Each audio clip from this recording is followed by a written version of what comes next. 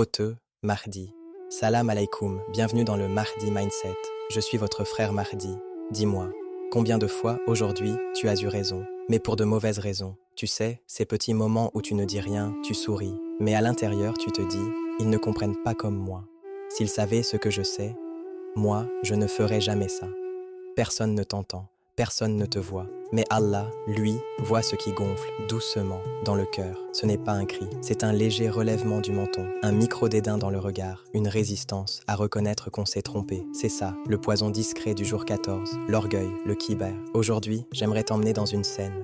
Pas dans un livre d'histoire, pas dans un film. Dans une salle de réunion, très moderne, très propre, avec des néons blancs au plafond, des laptops ouverts, des graphiques projetés sur un écran. Au bout de la table, il y a un homme, on va l'appeler Yassine. C'est un manager brillant, respecté, diplômé, très carré. On l'invite pour donner son avis, on le consulte pour les décisions importantes. Il a travaillé dur, il a galéré, il a mérité sa place. Et aujourd'hui, il présente un projet stratégique devant toute l'équipe. La scène est simple. PowerPoint, chiffres, silence respectueux. Yassine parle avec assurance. Il déroule son plan. Puis, au fond de la salle, une jeune stagiaire lève timidement la main. Une fille qui pourrait être sa petite sœur. Elle a 22 ans. Elle est là depuis 2 semaines. On ne connaît même pas encore bien son prénom.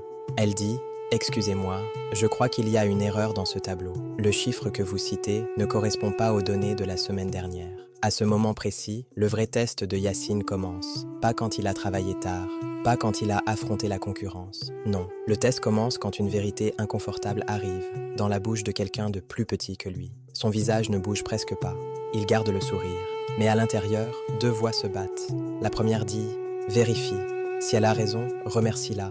La vérité vient d'Allah, peu importe qui la porte. » La deuxième murmure « Une stagiaire va te corriger devant tout le monde. Tu vas perdre la face.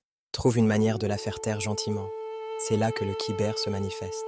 Pas dans les grands discours, pas seulement dans les gens qui se vantent à haute voix, mais dans ce minuscule refus d'accepter la vérité, simplement parce qu'elle ne vient pas de la bonne personne. Et toi, combien de fois as-tu repoussé une vérité juste parce qu'elle venait d'un plus jeune, d'un moins pratiquant, d'un parent, d'un conjoint, d'un collègue que tu respectes peu? Le jour 14, c'est un face-à-face silencieux avec ce monstre invisible. On ne parle pas de s'habiller bien, de réussir, d'être confiant. Le prophète l'a dit clairement. L'orgueil, ce n'est pas aimer la beauté. L'orgueil, c'est 2 choses. Refuser la vérité et regarder les gens de haut. Aujourd'hui, notre thème, c'est comment casser ce réflexe. Comment devenir de ces serviteurs qu'Allah élève parce qu'ils se font petits devant lui et justes avec les autres, même quand ça coûte leur ego. Notre story encore de ce jour, ce sera justement Yassine et cette scène de la salle de réunion. On va la revisiter ensemble, on va la mettre en miroir avec nos propres réactions. Quand on nous corrige, quand on nous reprend, quand on nous rappelle Allah alors qu'on n'est pas d'humeur. Parce que, parfois, la différence entre le paradis et l'enfer, ce n'est pas un grand geste héroïque, c'est un « oui, tu as raison » qu'on refuse de prononcer. Alors aujourd'hui, on va marcher ensemble sur une ligne très fine, celle qui sépare la dignité, de l'orgueil, la confiance, de la prétention, le leadership, de la méprise. Prépare ton cœur. On va parler de toi, de moi, de nous, et de ce que ça veut vraiment dire, être petit devant Allah pour qu'il nous élève. Hôte, Mahdi, ferme un instant les yeux, ou au moins baisse le regard. Imagine ton cœur comme une pièce, pas une métaphore abstraite, une vraie pièce. 4 murs, un sol, un plafond. Au début, quand tu es enfant, cette pièce est presque vide. Il y a une petite chaise, un tapis, un peu de lumière qui entre par une fenêtre. Tu pleures, tu ris, tu tombes, tu te relèves. Tu ne te crois pas au-dessus du monde. Tu as besoin des autres, et tu le sais. Puis les années passent. On te dit, tu es intelligent, tu es différent, tu es meilleur que les autres. Ou au contraire, tu souffres, on te méprise, et tu te jures, un jour, je leur montrerai. Et, sans t'en rendre compte, tu commences à meubler cette pièce. Ici, tu poses un fauteuil en cuir, mon diplôme. Là, une grande armoire, mon statut, mon poste, mon titre. Au milieu, une table lourde, mon avis. Et petit à petit, la pièce se remplit de meubles invisibles, mais très réels dans ton comportement. Les gens entrent dans ta vie, mais ils se cognent à tes certitudes, à ton besoin d'avoir raison, à ton refus d'être contredit. Et, à un moment, sans que tu l'aies décidé consciemment, tu fais quelque chose de très grave. Tu poses un trône symbolique, mais dans le monde de l'invisible, c'est très sérieux. Tu t'assois dessus et tu commences à juger. Celui-ci est nul, celui-là est banal. Elle ne comprend rien. Lui, il a besoin de moi pour exister. Et dans la pièce de ton cœur, il n'y a plus de place. Plus de place pour les autres. Et surtout, plus de place pour Allah. Parce que, écoute bien, l'orgueil, ce n'est pas juste un défaut de caractère. C'est une concurrence de royauté. Allah est Al-Malik, le roi, Al-Mutakabbir, celui qui a droit à la grandeur absolue. Quand toi, petit être fragile, qui ne contrôle même pas son propre souffle, tu t'installes sur un trône dans ton cœur, tu es en train de dire, sans le dire, dans cette pièce, c'est moi le grand. Et c'est là que l'orgueil devient non pas seulement un problème social, mais une faute théologique. Tu occupes une place qui ne t'appartient pas. Alors, qu'est-ce que ça veut dire, casser l'orgueil au niveau de l'âme? Ce n'est pas se rabaisser artificiellement, faire semblant de ne pas avoir de qualité, jouer au faux humble qui dit « moi ». Non, je ne vaux rien tout en attendant qu'on le contredise. Non, casser l'orgueil, c'est commencer un déménagement intérieur. Tu rentres dans cette pièce, tu regardes autour de toi et tu dis « ok, cette armoire où je range toutes les fois où je me suis senti supérieur, je la vide ». Tu prends un souvenir, par exemple, ce jour où tu as humilié quelqu'un parce que tu avais raison. Tu le tiens dans ta main et tu dis « Ya Allah, je regrette. Je ne veux plus que cette scène soit un trophée dans mon cœur. Je veux que ce soit une leçon. » Tu prends un autre objet, cette phrase que tu répètes souvent. « Sans moi, ils n'y arriveront pas. » Tu la regardes et tu dis « Non, sans toi, Ya Rab, personne n'y arriverait, moi compris. » Et puis tu arrives au trône, c'est le plus difficile. L'orgueil, ce n'est pas juste un moment de colère, c'est une posture, une façon de t'asseoir à l'intérieur de toi, une façon de regarder le monde du haut vers le bas. Casser l'orgueil, c'est se lever de ce trône, déposer la couronne et dire à Allah, dans un langage que lui seul entend, ce siège est à toi. Moi, je suis le serviteur, je veux rester par terre, en sujout, là où tu élèves ceux qui se rabaissent pour toi. Tu sais ce qui est subtil. L'orgueil ne se nourrit pas seulement de réussite, il se nourrit aussi de blessures. Il y a des gens qui se disent « on m'a tellement écrasé que maintenant je ne laisserai plus personne me dire quoi que ce soit ». Et ce réflexe, qui à l'origine est une protection, devient un mur entre toi et la vérité. Quand quelqu'un te corrige, tu n'entends pas ces mots, tu entends tous les anciens mépris, et tu réponds à lui avec la colère accumulée de 10 ans, 15 ans, 20 ans de blessures. Résultat, tu refuses la vérité, non pas parce qu'elle est fausse, mais parce qu'elle vient d'une bouche humaine. Et ton cœur, au lieu de se laisser laver par la lumière du vrai, reste enfermé dans ses vieilles douleurs. Alors, briser l'orgueil, c'est aussi guérir, c'est dire « Ya Allah, je sais que j'ai été blessé, je sais que j'ai été humilié, mais je ne veux pas que ma douleur devienne une armure contre toi. Si la vérité vient par la bouche d'un enfant, d'un collègue que je n'aime pas, d'un parent avec qui j'ai du passif, fais que je l'écoute quand même. C'est ça, un cœur qui se purifie. Ce n'est pas un cœur qui ne souffre plus, c'est un cœur qui ne laisse pas sa souffrance devenir une excuse pour rejeter le vrai ou mépriser les gens. Regarde maintenant comment l'orgueil salit la pièce. Chaque fois que tu refuses une vérité claire juste parce qu'elle te dérange, c'est comme si tu renversais de l'encre noire sur le sol. Chaque fois que tu regardes quelqu'un de haut, que tu le réduis à une étiquette, ils sont tous comme ça. Ces gens-là ne comprennent rien. C'est comme si tu éteignais une lampe. À force, la pièce devient sombre, collante, pesante. Et dans cette obscurité, tu ne vois plus tes propres défauts. Tu vois très bien ceux des autres. Tu peux écrire une thèse sur les manquements de ton entourage, mais les tiens, flous. C'est pour ça que l'orgueil bloque le repentir. Comment regretter ce qu'on ne voit même plus? Casser l'orgueil, c'est allumer les lumières. C'est accepter d'être mis face à toi-même. C'est dire à Allah, montre-moi ce qui ne va pas en moi, même si ça fait mal. Parce que ce qui me fait vraiment peur, ce n'est pas d'avoir tort. C'est de mourir avec un cœur qui n'a jamais accepté d'avoir tort. Et puis, il y a une autre dimension, plus douce, mais tout aussi profonde. Quand tu casses l'orgueil, tu ouvres une fenêtre pour que l'amour vrai entre. Tant que tu es occupé à te comparer, à te mesurer, à te défendre, tu ne peux pas vraiment aimer les gens pour Allah. Tu les aimes parce qu'ils te valident, parce qu'ils te servent, parce qu'ils te rassurent. Mais quand tu te fais petit, quand tu acceptes que tu n'es qu'un serviteur, que ta valeur vient de ton lien avec Allah et pas de ton image chez les humains, tu commences à voir les autres autrement. Tu vois en eux des âmes en chemin, des gens en lutte, des cœurs qui souffrent, des histoires que tu ne connais pas. Tu ne dis plus « je suis au-dessus », tu dis « je suis à côté et j'espère qu'on arrivera tous ensemble par ta miséricorde, Ya Rab ». Et là, quelque chose de magnifique se passe. Le cœur se détend. L'orgueil, c'est lourd à porter. Tu dois toujours prouver, toujours contrôler, toujours défendre ton image. L'humilité, c'est léger. Tu n'as plus besoin d'être parfait, tu as besoin d'être sincère.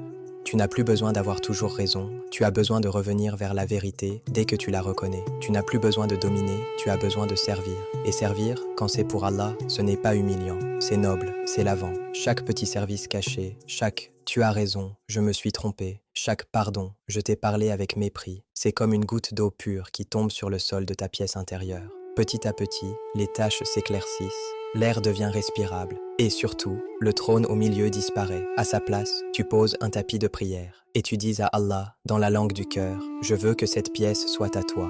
Apprends-moi à être petit devant toi pour que tu me protèges de la petite grandeur ridicule que le monde propose. » Alors aujourd'hui, quand on parle de briser la fierté, ne pense pas à te détester toi-même. Pense à déplacer le centre. Ce n'est plus moi au centre de la pièce. C'est toi, Ya Allah. Moi, je suis ton serviteur, parmi des millions d'autres serviteurs. Je veux apprendre à accepter la vérité, même quand elle vient en brisant mon ego. Je veux apprendre à honorer les gens, non pas parce qu'ils me plaisent, mais parce que tu les vois. Et si, un jour, tu sens ton cœur remonter sur ce trône, si tu sens cette petite voix dire « Je vaux mieux qu'eux », souviens-toi de ceci. Un seul « Je suis meilleur que lui » a suffi à Iblis pour tomber à jamais. Et parfois, un seul « Tu as raison, je me suis trompé, pardonne-moi » suffit à un serviteur pour que sa vie prenne un tournant vers Allah. Entre ces deux phrases se joue le destin de ton cœur. Hôte, Mahdi. Imaginez Médine. La chaleur de l'après-midi retombe, le soleil devient doux, presque timide, et la poussière des chemins se colle aux sandales des compagnons. Le prophète est assis avec ses compagnons dans la mosquée. C'est un moment simple, quelques sourires, des questions de foi, des histoires de bataille et de patience. Et là, un homme entre. Ses vêtements sont propres, mais sa démarche est lourde. Un de ces hommes que la vie a rendu un peu dur, un peu sec. Il s'approche du prophète, pose une question, et le prophète lui répond avec douceur, comme toujours. Mais l'homme insiste, conteste, s'accroche à son opinion. Un des compagnons, un homme au caractère vif, réagit. Il dit à l'homme, avec agacement, « Tu ne comprends donc pas ? Le messager d'Allah a déjà répondu. » Le visage de l'homme se crispe, il se sent humilié, il répond avec dureté, la voix monte un peu. À ce moment-là, beaucoup d'entre nous, à la place du prophète, auraient dit « Comment oses-tu élever la voix ici ? Tu sais à qui tu parles, mais regardez. » Le prophète tourne son regard vers le compagnon qui a parlé durement. Son regard n'est pas violent, mais il est profond, comme une lumière qui traverse. Et il lui dit, dans le sens « Tu as brisé le cœur de ton frère. » Silence. Le compagnon se fige. Il pensait défendre la vérité, défendre l'honneur du prophète. Mais le prophète lui montre que la vérité ne se défend pas avec mépris. Alors le prophète se tourne vers l'homme qui s'était senti humilié. Il ne le sermonne pas. Il ne lui dit pas « Tu as mal parlé, tu as été insolent ». Il lui parle doucement, il le rassure, il lui redonne une place, une dignité. Comme pour lui dire « Tu comptes, ta sensibilité compte, ta foi compte ». Et puis, il laisse au compagnon l'espace de réparer. Plus tard, ce compagnon va voir l'homme, lui présenter des excuses, tentant de recoller ce qu'un mot de trop avait fissuré. Regardez bien la scène intérieure. Le compagnon, au moment où il a parlé, avait un petit trône dans son cœur. Moi, je sais. Moi, je protège. Moi, je mets les gens à leur place. Le prophète ne lui enlève pas la foi, ne lui enlève pas sa valeur, mais il lui enlève ce trône. Il lui montre que défendre la vérité ne donne jamais le droit de mépriser un cœur. Kibre, l'arrogance, ce n'est pas seulement dire « je suis meilleur que toi ». C'est aussi ce ton, cette manière de regarder quelqu'un comme s'il était plus petit, moins digne, moins intéressant, moins important. Le prophète, lui, était le plus élevé des hommes, mais il s'asseyait comme un serviteur. On devait demander « lequel d'entre vous est Muhammad ?»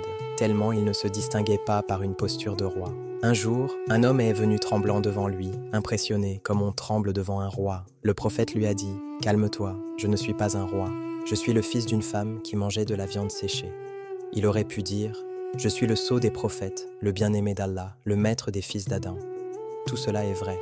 Mais face à un cœur qui tremble, il choisit la petite phrase qui casse la distance, qui brise la fierté des titres et qui ouvre la porte à la sincérité. Alors, qu'est-ce que ça veut dire pour toi, aujourd'hui, briser la fierté? Ça ne veut pas dire nier tes dons, écraser ta personnalité, marcher courbé physiquement pour paraître humble. Ça veut dire imiter ce réflexe prophétique. Quand tu as raison, refuse de mépriser. Quand tu corriges quelqu'un, protège son cœur. Quand on te fait une remarque, même si elle vient de quelqu'un de moins que toi en âge, en diplôme, en statut, en religion parfois, pose-toi la question. Est-ce qu'il y a une part de vérité dans ce qu'il me dit? Et si oui, accepte la vérité, même si ton ego hurle. Le prophète nous a défini l'orgueil. L'orgueil, c'est rejeter la vérité et mépriser les gens. Ce jour-là, à Médine, dans cette mosquée de terre, il a enseigné les deux à la fois. Ne rejette pas la vérité sous prétexte de la défendre. Ne méprise jamais un cœur, même quand il a tort. Alors toi, peut-être qu'au travail, tu as ce collègue que tu coupes sans cesse en réunion. Peut-être que dans ta famille, tu as cette personne que tu ne laisses jamais finir une phrase parce que tu sais mieux. Peut-être que sur les réseaux, tu réponds sèchement, comme si ton clavier était un trône, et chaque commentaire un sujet à remettre à sa place. Souviens-toi de Médine, souviens-toi de ce regard du prophète qui dit « Tu as brisé le cœur de ton frère ». Et demande-toi, aujourd'hui, est-ce que je veux avoir raison ou est-ce que je veux être vrai devant Allah? Être vrai devant Allah, c'est accepter la vérité, même si elle vient d'un petit. C'est honorer les gens, non pas parce qu'ils sont utiles, mais parce qu'ils sont vus par Al-Basrar, le tout-observant. Et si un jour tu sens que tu as parlé comme ce compagnon, avec dureté, en écrasant quelqu'un, alors imite aussi sa réparation. Va voir la personne et dis-lui « Je me suis trompé, je t'ai parlé avec hauteur, pardonne-moi ». Ce n'est pas seulement une excuse sociale, c'est un acte prophétique. C'est un morceau de trône que tu casses dans ta pièce intérieure. Et à chaque fois que tu fais ça, tu te rapproches un peu plus de celui qui a dit « Celui qui s'abaisse pour Allah, Allah l'élève ». Hôte, Mahdi, imagine, la nuit est tombée, la ville dort. Les lumières des appartements s'éteignent une à une. Mais dans un endroit que tu ne vois pas, d'autres lumières ne s'éteignent jamais, les anges. On t'a souvent dit qu'ils écrivent tes prières, tes sadakas, tes larmes en sujoud. Mais on oublie qu'ils écrivent aussi le ton de ta voix, la hauteur dans ton regard, le mépris dans un sourire. Les anges ne notent pas seulement ce que tu dis, ils notent comment tu t'es cru au-dessus. Un jour, tu vas être allongé, plus de réunions, plus de notifications, plus de je sais mieux. Ton corps sera porté sur des épaules humaines, et ton dossier, lui, sera porté par des épaules angéliques. Dans ce dossier, il y aura tes prières, tes jeûnes, tes nuits de Ramadan, mais aussi ces scènes qui, pour toi, étaient banales. Le jour où tu as humilié ce collègue devant tout le monde, juste pour montrer que tu maîtrisais le sujet. Le moment où tu as répondu avec condescendance à ta mère parce que tu pensais mieux comprendre la vie qu'elle. Ce message sec, envoyé à quelqu'un qui te respectait et que tu as éteint comme on écrase une cigarette. Toi, tu as peut-être déjà oublié. Eux, ils n'oublient pas. Les anges sont témoins de chaque fois où tu as refusé la vérité parce qu'elle venait d'un petit. Les anges sont témoins de chaque fois où tu as regardé quelqu'un comme s'il était en bas et toi en haut. Maintenant, descends avec moi un peu plus loin. La tombe. On te pose, on te couvre, on s'en va. Le silence. Puis les pas s'éloignent et toi, tu entends encore le bruit des chaussures qui quittent ta vie. Et là, ce n'est plus ton manager, ni ton nombre d'abonnés, ni ton diplôme qui compte. Ce qui parle, ce sont tes habitudes. Si, dans la vie, tu as appris à plier ton ego, à dire « j'ai tort », à accepter la vérité même quand elle te coûtait, alors la tombe te reconnaît comme quelqu'un qui s'est déjà entraîné à s'abaisser pour Allah. Mais si, dans la vie, tu as vécu comme un roi dans ta tête, si tu as pris l'habitude de regarder les autres de haut, de rejeter les conseils parce qu'ils venaient de moins que toi, alors la tombe sera ta première école de brisure. On dit que la tombe sera soit un jardin des jardins du paradis, soit une fosse des fosses de l'enfer. Réfléchis, comment une tombe étroite devient un jardin? Quand de ton vivant, tu as déjà appris à être petit devant le très grand? Et comment une tombe devient une prison? Quand, de ton vivant, tu as voulu être grand dans un monde où la grandeur n'appartient qu'à Allah? Imagine le jour du jugement. Les gens sont rassemblés, nus, pieds nus, sans titre, sans marque, sans logo, sans fonction. Et Allah, Al-Mutakabir, le détenteur absolu de la grandeur, interroge ses serviteurs. Ce jour-là, l'arrogance n'est plus un style, c'est un poids. Certains viendront avec des montagnes d'adoration, mais leurs montagnes seront fissurées par un petit ver qui les rongeait de l'intérieur, le kibre. Parce que kibre, ce n'est pas seulement parler fort, c'est refuser d'être serviteur. Les anges, ce jour-là, témoigneront. Oui, il priait, mais il méprisait. Oui, elle jeûnait, mais elle écrasait. Oui, il enseignait, mais il refusait la vérité quand elle venait d'un élève. Et d'autres, peut-être inconnus sur terre, seront honorés. Les anges diront « Il a reconnu son erreur devant son enfant. Elle a demandé pardon à sa petite sœur après l'avoir blessée. Il a rendu un droit, il a réparé une parole, il a cassé son ego pour Allah. Cela, Allah les élève. » Sur terre, quand tu t'humilies sincèrement, tu as l'impression de perdre quelque chose. Un peu de face, un peu de prestige, un peu d'image. Mais dans l'invisible, au moment même où tu dis « J'ai eu tort, pardonne-moi », il se passe deux choses. Ton ego perd un morceau de trône. Tes anges gagnent une ligne de lumière dans ton dossier. Tu ne le vois pas, mais le monde d'en haut aime ces moments-là. Les anges sont témoins de chaque fois où tu as choisi d'être vrai devant Allah plutôt que grand devant les gens. Alors, ce Ramadan, quand tu sens la chaleur monter dans ta poitrine parce qu'on te corrige, quand tu as envie de dire « Tu sais à qui tu parles ?» Souviens-toi, tu ne parles pas seulement à un humain, tu parles devant des scribes, et un jour, tu reliras avec Allah ce qu'ils ont écrit. Pose-toi cette question, simple mais lourde. Quand je serai dans ma tombe, est-ce que je serai reconnaissant d'avoir protégé mon ego ou d'avoir protégé mon akhira? Parce qu'entre les deux, il faudra choisir. Hôte, Mahdi, laisse-moi t'emmener à Médine. Un jour, un bédouin entre dans la mosquée du prophète. Il ne connaît pas les codes, il ne connaît pas l'étiquette. Il s'assoit et devant tout le monde, il urine dans un coin de la mosquée. Les compagnons se lèvent, choqués, prêts à le saisir, à le réprimander, à lui montrer ce qu'il mérite. Et là, le prophète dit « Laissez-le, calme, posé, sans colère ». Il le laisse finir, puis il demande qu'on verse un seau d'eau sur l'endroit souillé. Ensuite, il appelle cet homme avec douceur et lui explique simplement que la mosquée n'est pas un lieu pour cela. Pas d'humiliation publique, pas de phrases blessantes, pas de « tu sais qui je suis, tu sais où tu es ?» alors qu'il aurait pu. Il est le messager d'Allah, le chef de Médine, le plus noble des hommes. Mais sa grandeur se manifeste par une chose, il refuse de laisser son ego entrer dans la scène. Il ne cherche pas à avoir raison devant les gens, il cherche à être vrai devant Allah. Ça, c'est la sunna anti-kibre. Aujourd'hui, tu n'as pas un bédouin qui urine dans ta mosquée, mais tu as un collègue qui te contredit devant les autres, un enfant qui te dit « Papa, tu t'es trompé », une épouse, un mari qui te montre ton erreur, un étudiant qui corrige un détail dans ce que tu dis. Et ton ego crie « Réponds, montre que tu sais, rappelle ton statut ». La sunna du prophète, ce jour-là à Médine, c'est l'inverse. Il écoute, il laisse finir, il corrige avec douceur, sans écraser la personne. Il n'a pas besoin de prouver sa grandeur. Sa grandeur est justement dans le fait de ne pas humilier. Alors voilà ta pratique prophétique pour ce 14e jour. Choisis une situation où tu es corrigé ou contredit et pratique la sunna de l'ego qui se tait. Concrètement, 1. Quand quelqu'un te corrige, peut-être au travail, à la maison, à la mosquée, ne coupe pas la parole, ne lève pas la voix, ne cherche pas tout de suite à te justifier. 2. Répète intérieurement. Allahumma ijaln mhakan wa la tajal indan nafsi shayan. Oh Allah, fais que je sois attaché à la vérité et ne fais pas de moi quelque chose à mes propres yeux. 3. Puis réponds avec une phrase prophétique, simple, inspirée de son attitude. Barakallahu fak, tu as raison, je me suis trompé. Ou merci de m'avoir corrigé, je vais rectifier. Même si ça brûle un peu dans ta poitrine, surtout si ça brûle, parce que c'est là que se trouve le médicament. Si tu veux aller plus loin, ajoute un deuxième geste, très concret, très sunna. Fais aujourd'hui un service caché pour quelqu'un qui est en dessous de toi dans la hiérarchie sociale. Nettoie discrètement un espace commun au travail. Range les chaussures à la mosquée sans que personne ne le sache. Remplis la bouteille d'eau pour quelqu'un qui ne saura jamais que c'est toi. Et dis dans ton cœur, « Ya Rab, ce n'est pas moi qui suis grand, c'est toi. Moi, je te sers en servante et serviteur. » C'est comme si tu disais à ton ego, « Descends de ton trône. Ici, on se prosterne seulement devant Allah. » Aujourd'hui, imite ton prophète dans une chose.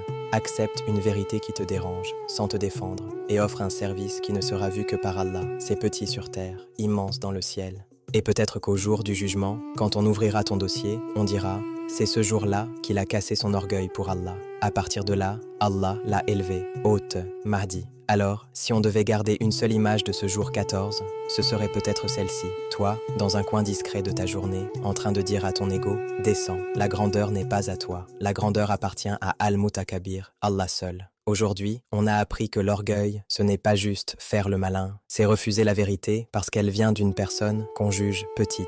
C'est regarder quelqu'un de haut comme si sa valeur était négociable. Et on a vu que le remède est simple, mais coûteux. Accepter la vérité même quand elle nous humilie un peu. Servir quelqu'un sans témoin, juste pour qu'Allah regarde et dise « Voilà un serviteur qui me préfère à son ego. » Ce soir, on va demander à Allah de protéger la source de cet orgueil, le cœur, la langue, le regard, les désirs. Je vais réciter la doua du jour, répète avec moi si tu peux, ou laisse simplement ton cœur dire « Amin ». Allahumma in a'udhu bika min shari sam, wa min shari basar, wa min shari lisan, wa min shari qalb, wa min shari mani. Oh Allah, je cherche refuge auprès de toi contre le mal de mon écoute. Ne laisse pas mes oreilles se nourrir de médisances, de moqueries, de paroles qui gonflent mon ego et blessent tes serviteurs. Je cherche refuge auprès de toi contre le mal de mon regard. Ne laisse pas mes yeux chercher les défauts des autres, les regarder d'en haut ou convoiter ce que tu ne m'as pas écrit. Je cherche refuge auprès de toi contre le mal de ma langue. Ne la laisse pas humilier, mentir, écraser, ni prononcer une seule phrase qui me rapproche de l'orgueil et m'éloigne de toi. Je cherche refuge auprès de toi contre le mal de mon cœur. Purifie-le de la fierté, de la vanité, du besoin d'être vu, de ce moi, je, qui prend la place du lui, Allah. Et je cherche refuge auprès de toi contre le mal de mes désirs. Ne laisse pas mes envies me pousser à écraser les autres, à chercher la supériorité, à aimer la position plus que ta satisfaction. Ya Rab, fais de nous des serviteurs qui se voient petits et te voient grands. Ne nous laisse pas avec un atome d'orgueil dans le cœur au jour où l'on se tiendra devant toi. Donne-nous la force d'accepter la vérité, d'où qu'elle vienne, et l'honneur de servir tes créatures pour ton visage uniquement. Amin. Qu'Allah vous préserve. Rendez-vous demain pour la suite du voyage. Salam alaikum.